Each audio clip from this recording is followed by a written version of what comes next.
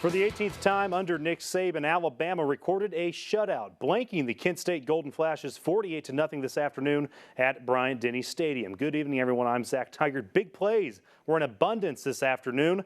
Just the second home game for Alabama this year, but they came out ready, tied up 7-0, looking to add more. Joshua Jacobs in for the banged-up Damian Harris, takes it in the short run.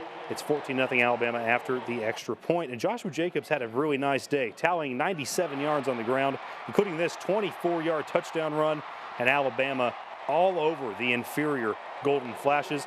Even some defenders got in on the scoring. Down near the goal line, Jalen Hurts, off of play action, fires to Mack Wilson, that's a freshman linebacker, for a touchdown. Alabama rolls 48-0 the final. Nick Saban with no mercy for his alma mater. In fact, after the game, Coach Saban emphasized that today's win over Kent State was the closest his team has come to a complete game all season. After all, Alabama got out to a quick start, scored a non-offensive touchdown, and the defense blanked Kent State. Brandon Kamerman has an in-depth look at the Tide's big win. Well, it wasn't a completely unexpected result, 48-0 over an inferior Kent State team, but it was more along the lines of what Coach Saban wanted, a complete game, something he feels the Crimson Tide hasn't had all season.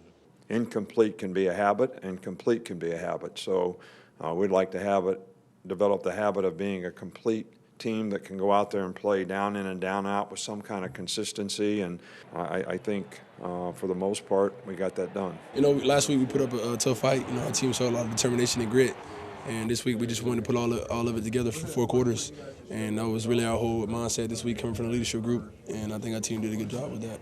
Although more complete, it did come with a cost. An injury on the very first drive of the game to starting running back Damian Harris. But in stepped Joshua Jacobs, true freshman, who finished the game with 97 rushing yards and 2 touchdowns. Oh, real good, man. You know, he's explosive. You know, that's how it should be. One guy goes down, and we shouldn't lose a beat. And I think he did a good job with that. He's a really hard runner, and you know, we just had to open up the holes for him and let him hit him. Jacobs is among a number of young players off the bench who got a chance to play today in a real game situation, and that experience could prove vital as Alabama continues its season and may need to dip into that depth as it did today. Next up for the Crimson Tide, it's Kentucky right back here at Bryant-Denny Stadium. That's next Saturday at 6 p.m. In Tuscaloosa, Brandon Kamerman, WVUA 23 Sports.